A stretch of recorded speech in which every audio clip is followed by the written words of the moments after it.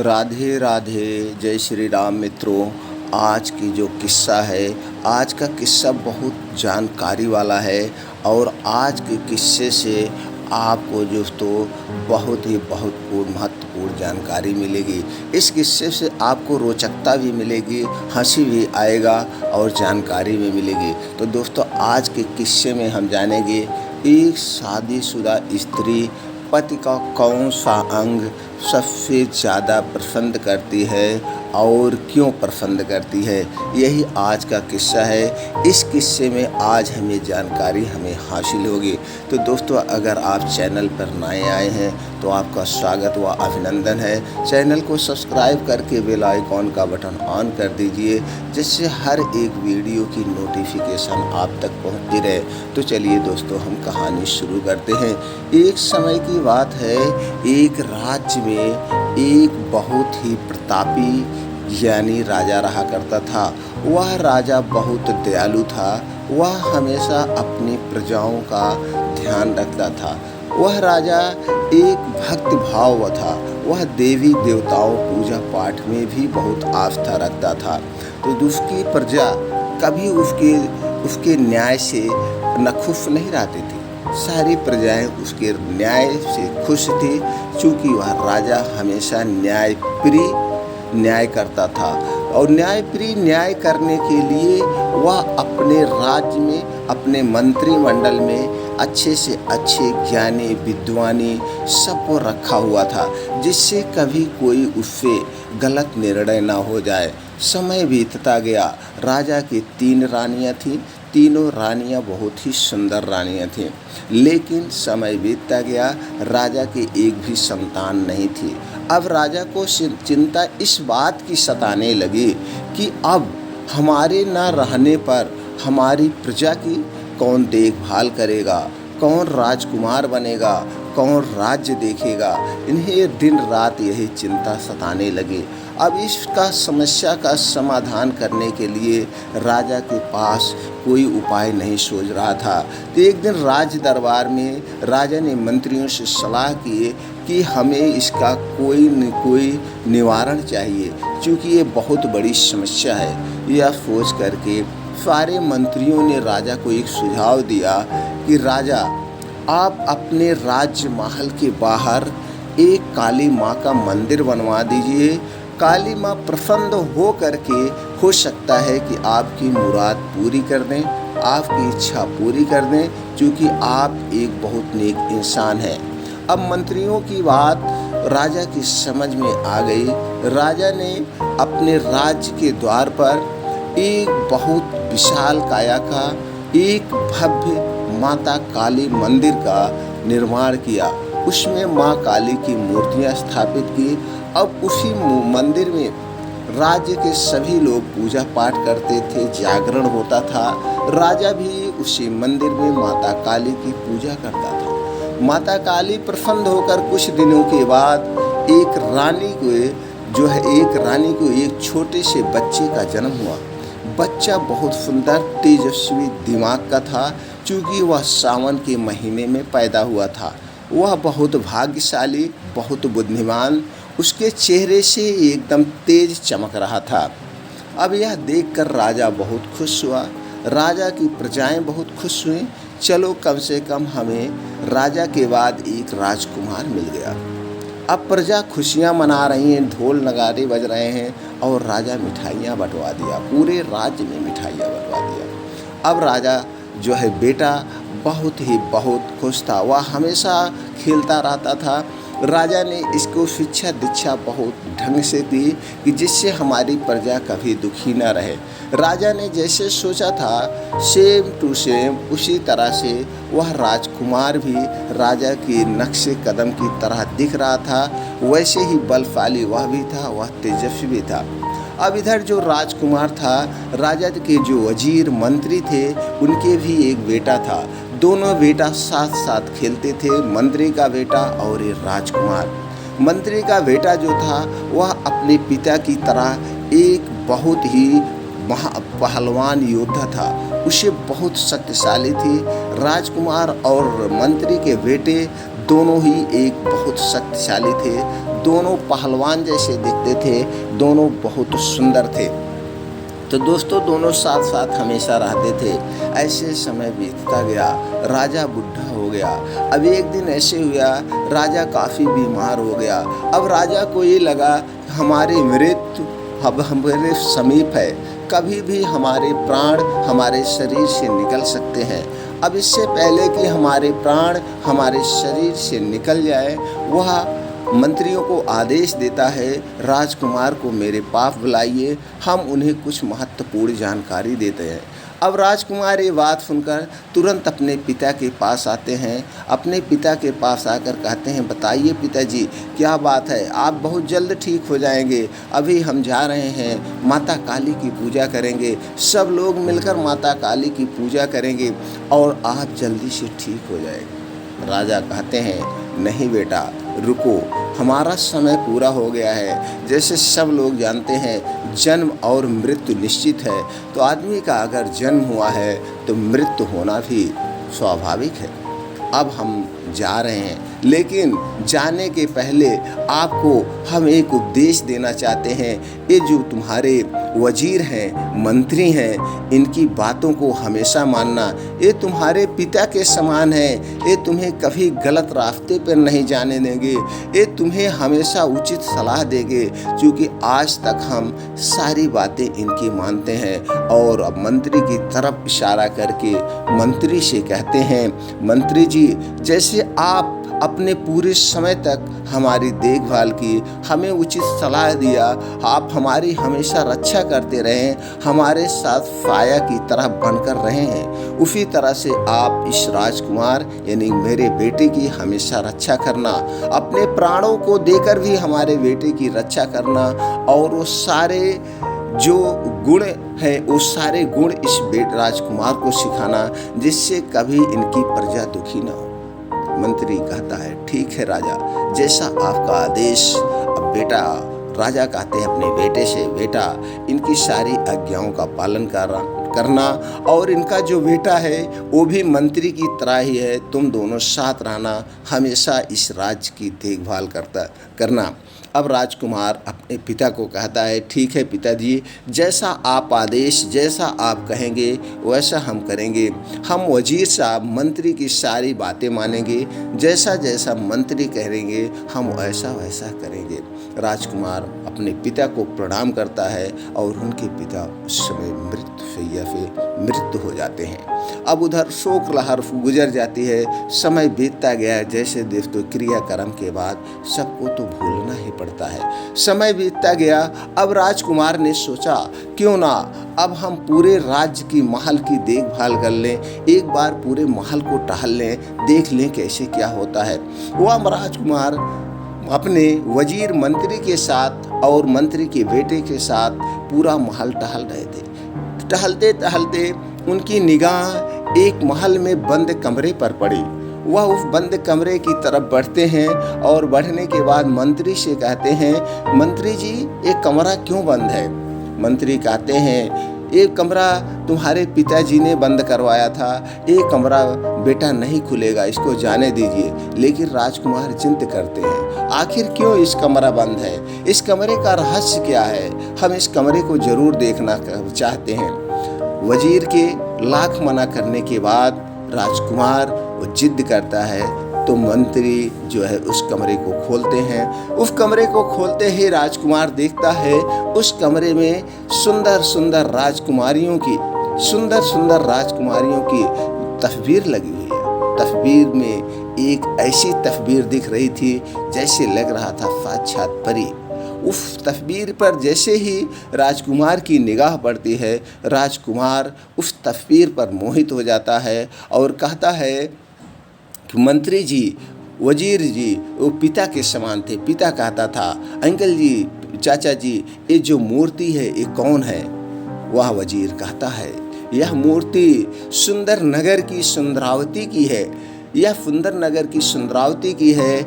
इससे बहुत लोग, सारे राजा, सारे देश के राजा इससे शादी करना चाहें, लेकिन कोई वहाँ तक गया और वापस लौट कर नहीं आया। कोई इस राजकुमारी से शादी ही नहीं कर पाया, क्योंकि ये राज की क्या रहस्य है कोई नहीं जान पाया। अब राजकुमार बलशाली था, तेजस्वी था और जुनूनी था, जैसे यंग अवस्था में था। उसने प्रण किया कि हम शादी करेंगे तो इसी सुंदरावती से करेंगे, नहीं तो अपने प्राणों को त्याग देंगे। वह निर्णय करता है। मंत्री बहुत समझाते हैं लेकिन वह नहीं मानता है। वह निर्णय करके अपने जो है दोस्त के साथ, मंत्री के बेटे के साथ, वह अपने जो है जरूरी सामान लेकर अगले दिन घोड़े से निकल पड़ता है उस सुंदर राज्य में सुंदरावती से मिलने के लिए। जाते जाते उसे जंगल में अंधेरा हो जाता है। अब वह मंत्री के बेटे से कहता है, क्यों ना दोस्त, आज हम इसी रात इसी जंगल में रुक जाएं, सुबह होने के बाद हम प्रस्थान करेंगे। वह उसी जंगल में राजकुमार और मंत्री का बेटा रुक जाते हैं। वह आधी रात होती है। आधी रात में अचानक वहां देखते हैं एक राजकुमारी अपने सखियों के साथ उड़न खटोले से आती है।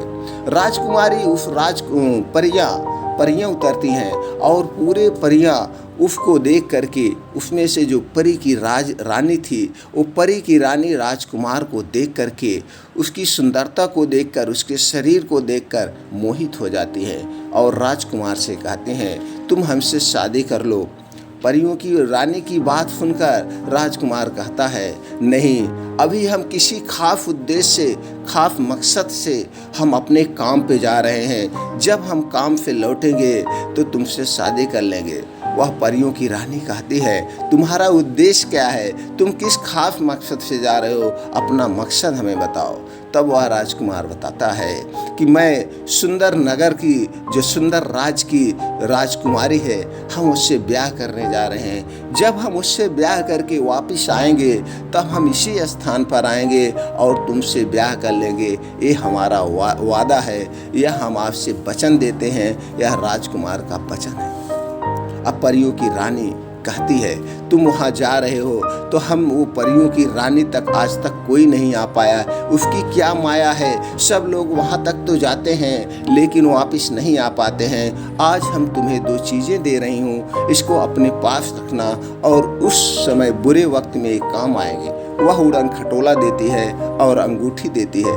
उसने कहा, ये उड़न खटोला तुम्हें वहाँ तक पहुँचा देगा और ये जो अंगूठी है, इस अंगूठी को पहने रखना। अगर ये अंगूठी जब तक तुम्हारे हाथ में रहेगी, तुम्हें कोई भी दैवी शक्ति या कोई भी तुम्हें कुछ नहीं कर सकता है और तुम आसानी से उस सुंदर और नगर की राजकुमारी से ब्याह कर सकते हो। राजकुमार कहता है, ठीक है, मैं जो वादा किया हूँ मैं वादा भी निभाऊंगा। अब वह उड़न खटोले पे उसका मित्र जाते हैं। दोनों जाते जाते सुंदर नगर में प्रवेश करते हैं। अब सुंदर नगर में जैसे ही प्रवेश करते हैं, अंधेरा होने लगता है। वह वहीं पे एक कुटिया दिखती है। वह कहता है, राजकुमार कहता है मंत्री के बेटे से, क्यों ना दोस्त, हम आज इसी कुटिया में विश्राम करते हैं। सुबह हो करके हम फिर राजकुमारी के ऊपर आक्रमण करके वहाँ जाएंगे, उस राज्य में आक्रमण करके शादी करके फिर वापस चले जाएंगे। मंत्री कहता है, ठीक है, जैसी आपकी इच्छा। लेकिन उन्हें यह नहीं पता था, ये जो कुटिया थी, इस कुटिया में जो बुढ़िया रहती है वह बहुत बड़ी जादूगरनी है। उस कुटिया में जो भी जाता है वापस नहीं आता है। इस चीज़ से राजकुमार अनभिज्ञ था। वो कुटिया की तरफ बढ़ते हैं, सोचते हैं चलो कुछ जलपान ग्रहण करते हैं। वह कुटिया की तरफ बढ़ते हैं। कुटिया के पास पहुंचकर राजकुमार कहता है, हम जरा उस बूढ़ी माँ से मिलकर आते हैं, क्या है। फिर मंत्री का बेटा बहुत चालाक, बहुत होशियार था। उसने कहा, दोनों को एक साथ जाना उचित नहीं है, क्योंकि जान अनजान है, एरिया में है, अनजान जगह पे है। अब वहाँ की क्या माया है कुछ कहा नहीं जा सकता है। तुम अंदर जाओ, हम बाहर तुम्हारा इंतजार करेंगे, हम यहीं उड़न खटोले पे बैठे हुए हैं। फिर राजकुमार अंदर प्रवेश करता है। अंदर प्रवेश करता है, देखता है वहाँ पे एक बुढ़िया बैठी है। बुढ़िया राजकुमार को देखकर खुश होती है, राजकुमार की पूरी सेवा करती है, उन्हें जलपान ग्रहण करवाती है। तो जो उसी जलपान में बुढ़िया अपने जादू टोटके करती है। जो वो जलपान करता था वो मक्खी बन जाता था और फिर उसे वो दीवालों में चिपका देती थी। लेकिन राजकुमार उस परी की दी हुई अंगूठी पहना था, जिससे बुढ़िया के कोई भी जादू का असर उसके ऊपर नहीं पड़ रहा था। बुढ़िया मंजिल में पड़ जाती है। आखिर क्या बात है? ज़रूर इसके अंदर कुछ न कुछ मायावी रूप है, कोई न मायावी इसके पास सामान है जिसकी वजह से हमारा जादू इसके ऊपर काम नहीं कर रहा है। बुढ़िया है सोचकर फिर देखती है राजकुमार एक अंगूठी पहने हुए हैं। बुढ़िया बहुत चालाक थी। बुढ़िया फिर अपने छल कपट फिर शुरू करती है, कहती अरे मैं तो तुम्हारी बुआ हूँ, तुम ही वही राजकुमार हो। अरे तुम तो बहुत बड़े हो गए हो। असल में तुम्हारे पिता से हमारी एक बार झगड़ा हो गई थी और पिताजी ने हमें निकाल दिया। तब से आकर हम इस कुटिया में रहने लगे। हम सब जमीन जायदाद से मुक्त हो गए। हम इसी सन्यासी राजकुमार को यह कहकर वह अपने गले से लगाती है। अब उसी गले में लगाते समय बुढ़िया राजकुमार के हाथ से जो अंगुली में अंगूठी थी उस अंगूठी को निकाल लेती है। जैसे ही बुढ़िया उस अंगूठी को निकाल लेती है, राजकुमार के ऊपर उसकी माया फिर शुरू हो जाती है।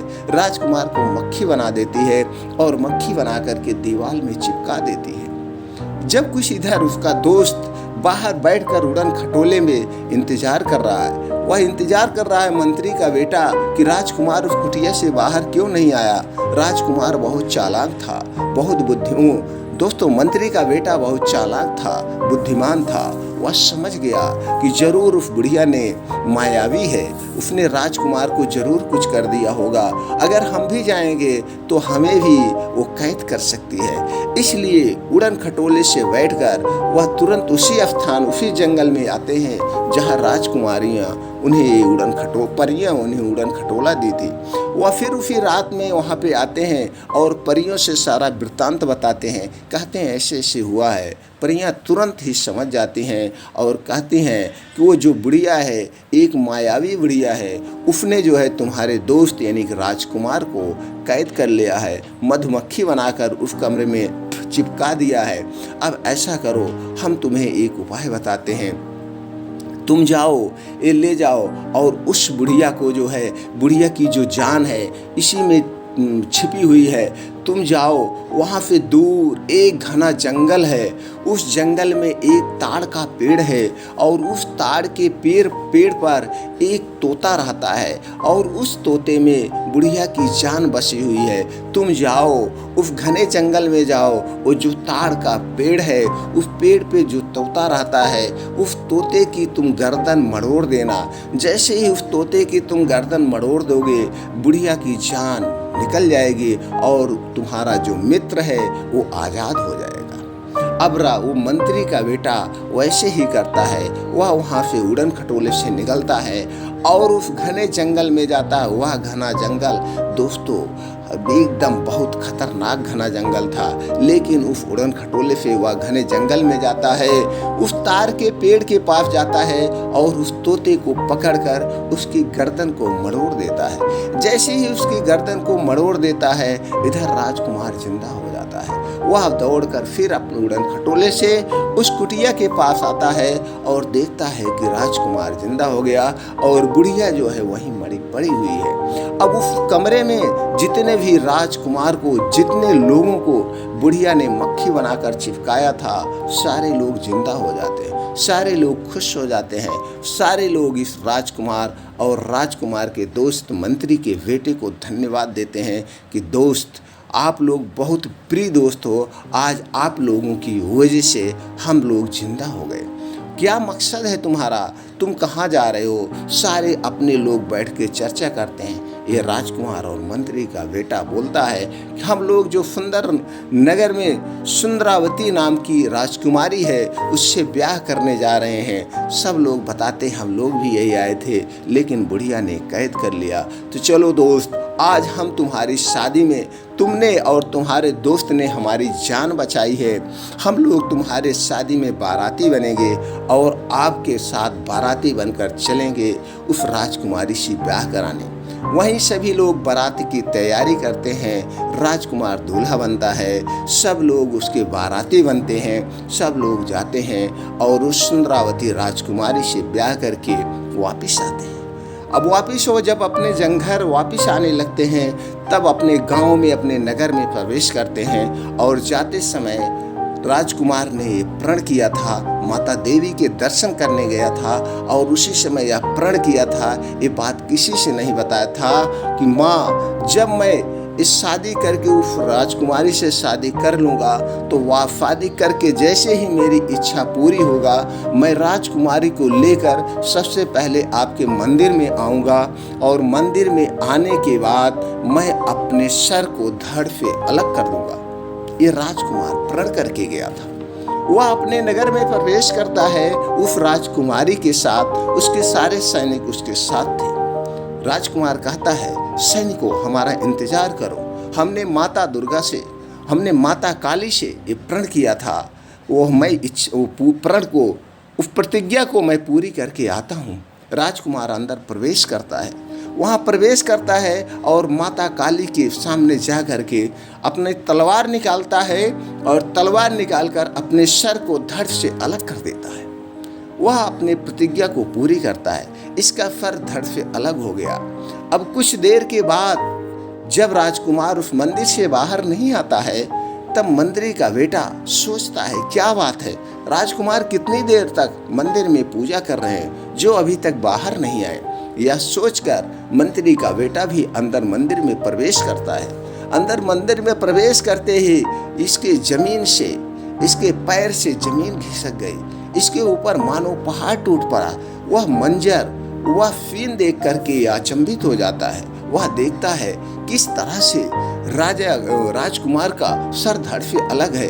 यह समझ नहीं पाता, सोच नहीं पाता ये कैसे हो गया। यह सोच करके मंत्री सोचता है, अगर अभी हम यहाँ से बाहर जाएंगे तो सब लोग यही कहेंगे कि इन्होंने राजकुमार का वध कर दिया, राजकुमार की हत्या कर दी। राजकुमारी को पाने के लिए राजकुमारी की सुंदरता पर यह मोहित हो गया, इसने अपने दोस्त यानी राजकुमार का वध कर दिया और हमारे ऊपर बहुत बड़ा कलंक लग जाएगा। हमारे पिता जो इतना दिन से वफादारी किए हैं, उनकी वफादारी पे कलंक लग जाएगा। यह सोचकर मंत्री का बेटा भी अपने सर को धड़ से अलग कर देता है। मंत्री का बेटा भी उसका सर से धड़ अलग हो गया, उसकी जान भी वही निकल गई। काफी देर इंतजार करने के बाद ना तो राजकुमार बाहर आया और ना राजकुमार का दोस्त यानी मंत्री का बेटा बाहर आया। यह सोचकर राजकुमारी सोचती हैं, क्या बात है, दोनों लोग अंदर गए और मंदिर से बाहर क्यों नहीं आए। यह सोचकर फिर राजकुमारी सैनिकों से कहती है, आप लोग इंतजार करिए, हम देख कर आते हैं आखिर राजकुमार अभी क्या कर रहे हैं। वह अंदर प्रवेश करती है और प्रवेश करते ही अंदर के नज़ारे को देख करके अचंभित हो जाती है। यह क्या माया है, ये क्या हुआ। यह सोचकर राजकुमारी के दिमाग में, उनके समझ में कुछ नहीं आ रहा था। अब राजकुमारी ये सोचने लगी कि अगर हम इस अवस्था में बाहर जाएंगे तो यहाँ के सैनिक, यहाँ के लोग, समाज क्या कहेगा। यही कहेगा कि राजकुमारी से राजकुमार शादी करके लाए और राजकुमारी ने राजकुमार और मंत्री के बेटे का वध कर दिया, कत्ल कर दिया, मार डाला। राजकुमारी, पूरा समाज क्या कहेगा। यही कहेगा कि एक पत्नी ने अपने पति की हत्या कर दी, एक पत्नी ने अपने पति की क्यों हत्या कर दी, पूरा समाज लज्जित हो जाएगा। यह सोचकर राजकुमारी ने अपने सर को धड़ से अलग कर दिया। जैसे ही सर को धड़ से अलग किया करने चल रही थी, तलवार उठाई, अलग नहीं हुआ। माँ काली साक्षात प्रकट हो गई और रुक जाओ बेटी, ये क्या करने जा रही हो, कितना बड़ा अनर्थ करने जा रही हो। तब यह कहती है कि अब हमारा जिंदा रहना क्या मतलब है। माँ काली कहती हैं, मांगो, आज हम तुम्हारे इस पतिव्रता से, तुम्हारे इस सती से बहुत प्रसन्न है। तुमने समाज की इज्जत के लिए अपने पति के साथ प्राणों की बलि देने जा रही हो। आज हम तुम्हारे इससे प्रसन्न है, क्या मांगना चाहती हो, मांगो। वह राजकुमारी कहती है, देवी माँ, मेरे पति को जिंदा कर दो। देवी माँ कहती है, ठीक है, ऐसा ही होगा, तुम सर उठाओ और धड़ से लगा दो, तुम्हारे पति जिंदा हो जाएंगे। राजकुमारी खुशी खुशी में हड़बड़ा जाती है और अपने पति का सिर मंत्री के बेटे पर कर देती है और मंत्री के बेटे का सिर अपने पति के सर से धड़ से कर देती है। फिर जैसे ही दोनों लोग जिंदा हो जाते हैं, राजकुमारी अचंभित हो जाती, ये क्या हुआ, ये तो उल्टा हो गया, हमने ये क्या कर दिया। फिर उसके बाद फौज में पड़ गई। अब उसमें से मंत्री का बेटा और राजकुमार का बेटा दोनों में बहस होने लगती। अब दोनों राजा के पास जाते हैं, राजा विक्रमादित्य के पास जाते हैं। अब वहाँ पे न्याय लगती है, न्याय सभा में निर्णय होता है, राजा न्याय करता है। राजा फिर जो है जिसमें राजकुमार का सर लगा हुआ था उसे जो है रानी के हवाले कर देता है कि रानी तुम इससे शादी कर लीजिए। राजा की बात सभी लोग मानते हैं।